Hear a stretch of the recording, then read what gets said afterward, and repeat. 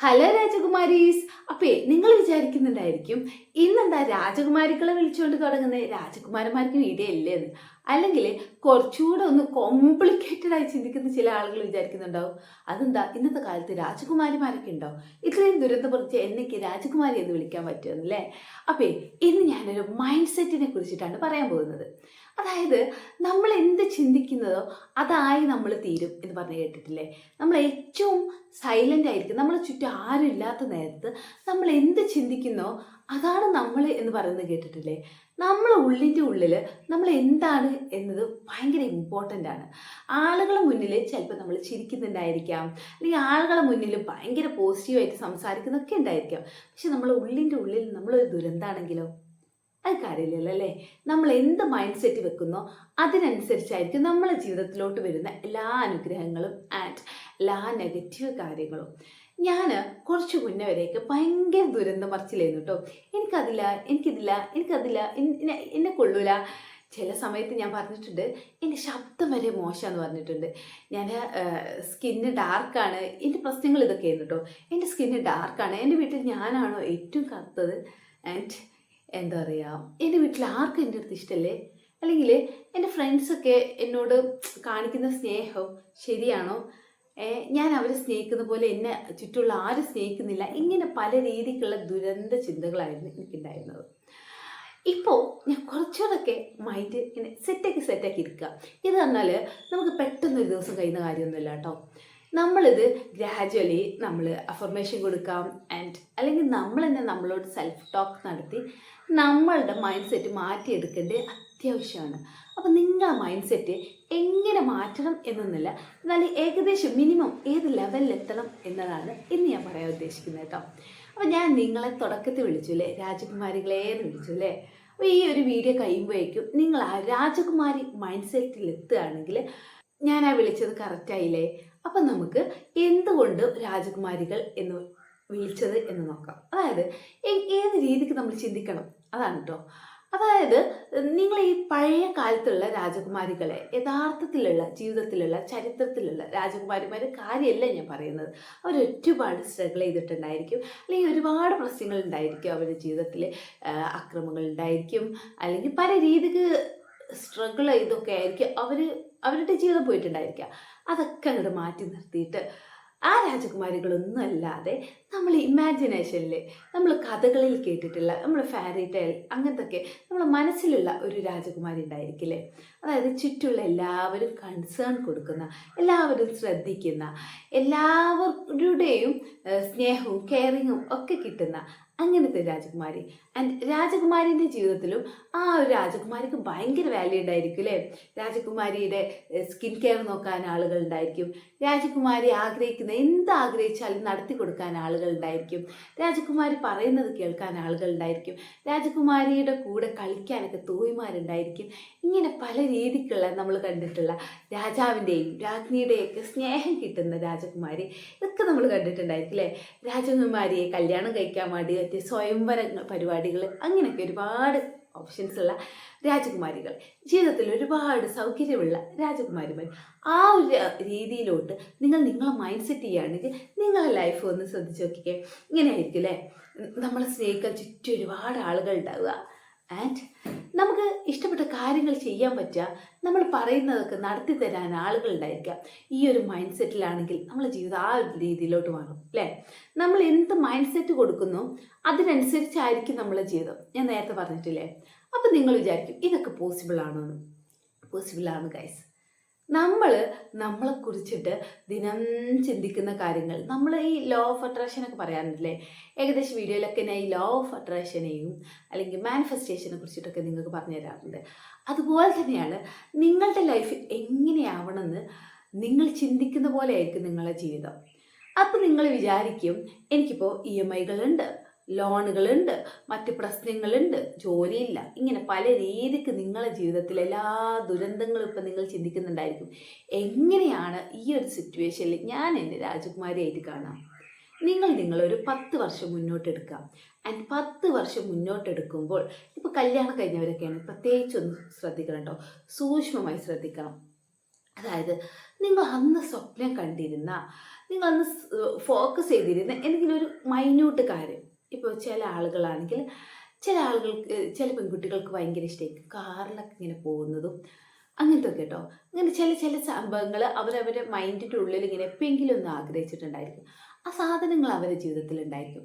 പക്ഷേ അവർ ഏറ്റവും കൂടുതൽ ദുരന്തങ്ങളും കാര്യങ്ങളൊക്കെ കാണുമ്പോൾ അല്ലെങ്കിൽ ദുരന്തങ്ങളും കാര്യങ്ങളൊക്കെ ചിന്തിക്കുന്നതുകൊണ്ട് അതിനൊപ്പം ബാക്കി ദുരന്തങ്ങൾ കൂടി അവരുടെ ജീവിതത്തിൽ വന്നിട്ടുണ്ടായിരിക്കും.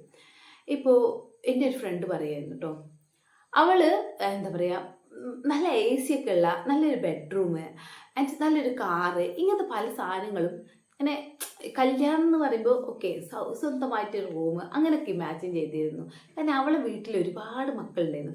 അപ്പോൾ ഇവരെല്ലാവരും ഒരുമിച്ചൊക്കെ കിടന്നിരുന്ന ടീമാണ്. അപ്പോൾ അവളിങ്ങനെ വിചാരിച്ചിട്ടുണ്ടായിരുന്നു ഇങ്ങനെയൊക്കെ ഒരു ലൈഫ് അവൾക്ക് വേണമെന്ന്. ആൻഡ് അവളിപ്പോൾ എന്നോട് പറയുന്നുണ്ട്, എടി എനിക്കിതൊക്കെ കിട്ടിയിട്ടുണ്ട്, പക്ഷേ ബാക്കി ഒരുപാട് പ്രശ്നങ്ങളുണ്ട്. അപ്പം എന്താ വെച്ചാൽ അവൾ ആ ഒരു പ്രശ്നങ്ങളും ഫോക്കസ് ചെയ്തിരുന്നു. അറിഞ്ഞോ അറിയാതെയോ പ്രശ്നങ്ങളെയും അവൾ അട്രാക്റ്റ് ചെയ്യുന്നുണ്ടായിരുന്നു.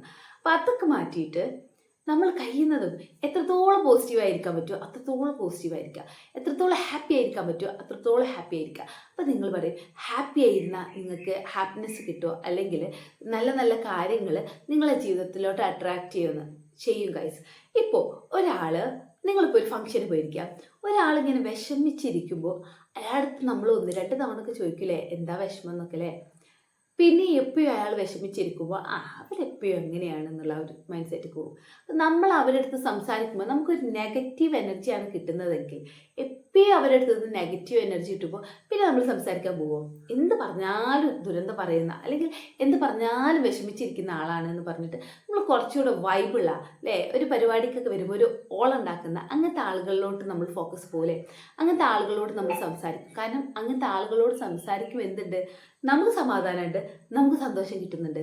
ആളുകൾ എപ്പോഴും എന്താ ചിന്തിക്കുക, അവർക്ക് എന്ത് കിട്ടുന്നു അല്ലേ. നമ്മൾ ഒരാളായിട്ട് കമ്പനി ആകുമ്പോൾ അധികം ആളുകൾ എന്താ ചിന്തിക്കുക, അവർക്ക് സന്തോഷം കിട്ടുന്നുണ്ടോ, അവർക്ക് നിങ്ങളോട് സംസാരിക്കുമ്പോൾ നിങ്ങൾ ഭയങ്കര പോസിറ്റീവായി സംസാരിക്കുമ്പോൾ നിങ്ങൾ ഭയങ്കര ചിരിച്ചുകൊണ്ട് സംസാരിക്കുമ്പോൾ അവർക്കൊരു സന്തോഷം കിട്ടുന്നുണ്ടോ, അവർക്കൊരു സമാധാനം കിട്ടുന്നുണ്ടോ എന്നല്ലേ.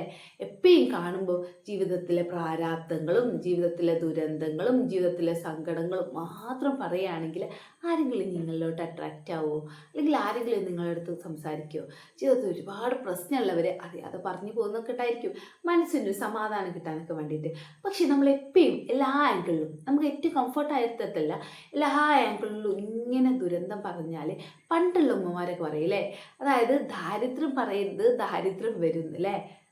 എത്ര ദാരിദ്ര്യത്തിലാണെങ്കിലും നമ്മളെ വീട്ടിലെ പട്ടിണി മറ്റാരോടും പറയാതെ പിടിച്ചു വെക്കുന്ന പഴയ ഉമ്മമാരൊക്കെ കേട്ടിട്ടില്ലേ.